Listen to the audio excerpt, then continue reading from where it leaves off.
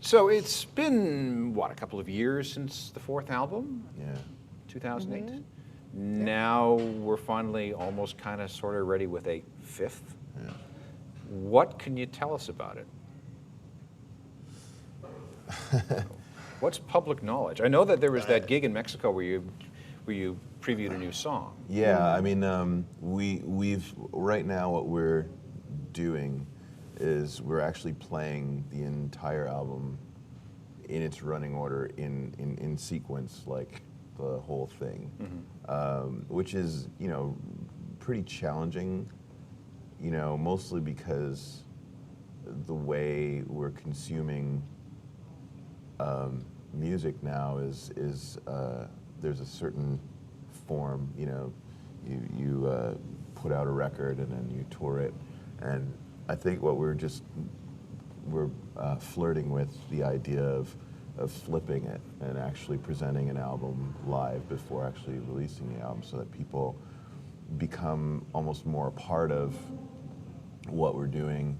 And so what I could tell you is, you know, if I don't know if you're coming to any shows or if you went to it, there's two more here in Toronto, one tonight, one tomorrow, where we're giving people a chance. That's why we did 3 nights in a smaller place, because it gives, if people wanted to go to all 3 shows to really get their head around it, you know, they get a chance.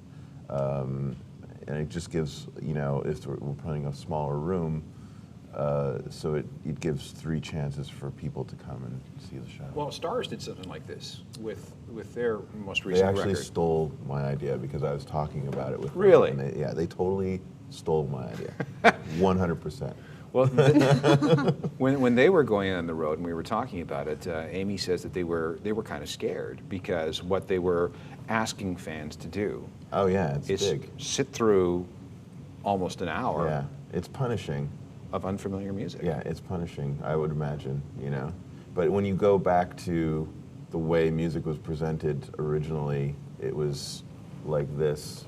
Hey, I just wrote this song, check it out. Or, hey, presenting this new opus and going on, you know.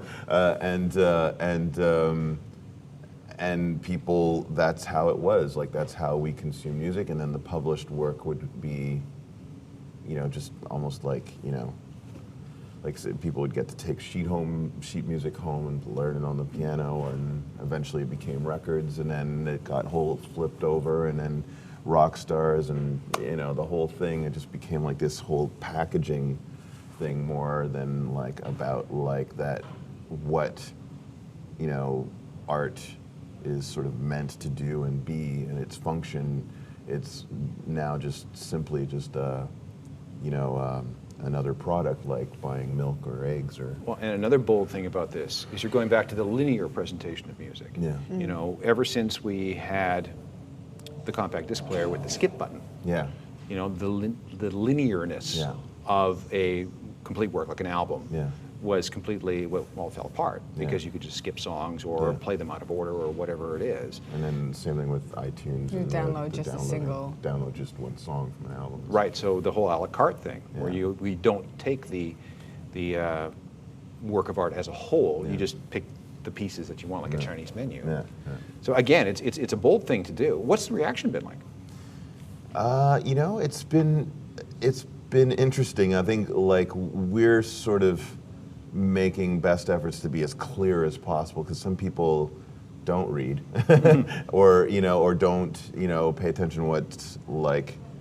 They just know, oh, there's a Deer show, I'm gonna go check it out. Like they don't know what the whole thing is going on. Like, you know, same thing with like how the merch money's going to like War Child. Like I have to be really clear, like, you know, it's like, this is like a lot of stuff that's been in our stock room that we, you know, we're just gonna basically give it all away.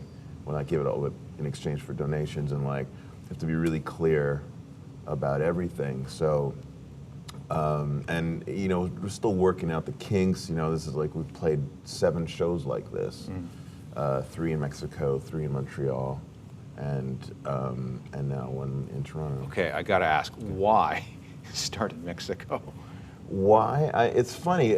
It's funny that people are curious about that up here because, like, we have a really fervent, diehard fan base down there. Really? Where?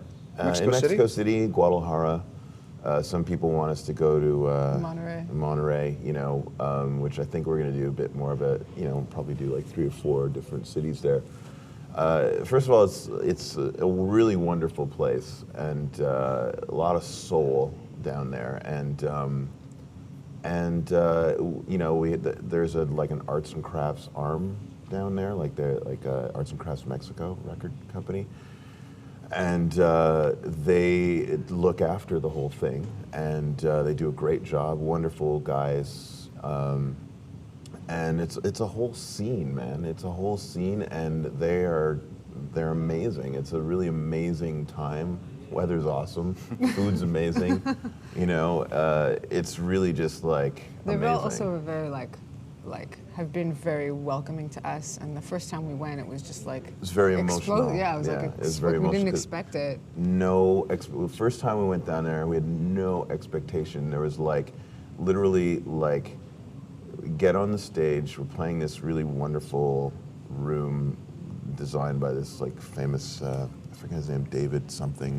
Squaros? Yeah, I forget. But it's all like painted. It's Siqueiros. like got the inside is all like painted, the whole ceiling. So it's really like whoa. It's like this 1,000 cap room. We get in there and it's rammed, and everybody knows all the words to all these songs. We're like, what the?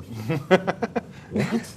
This is weird, man. And It's like the record didn't even come out. the record it never came out there, and it was all these people there, and. And they weren't expats; they were locals. No, they are locals, man, hardcore locals. And so I get to the edge of the stage and playing guitar, and then I start feeling a bunch of legs, a bunch of arms on my leg, and people. I fell into the audience like twice. This huge guy, bodyguard guy, comes out and plants me back on the stage. And I'll never forget that. It was really, really something, you know. And so we've been going back ever since. And when was that? That was 2007? 2006 maybe?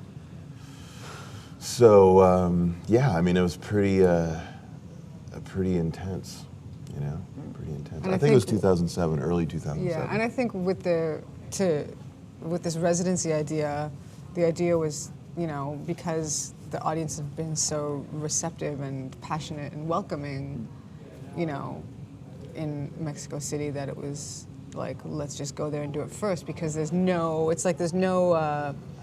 presumption or expectation. Yeah, there's no expectations. It's just just a little like, more forgiving. Yeah. Than maybe we'll where we are up here, you know. Well, when the video for the first for one of the songs, which song was it? Omega Dog. Omega Dog. First appeared. I mean, it was looking down from here and seeing it coming from Mexico. Yeah.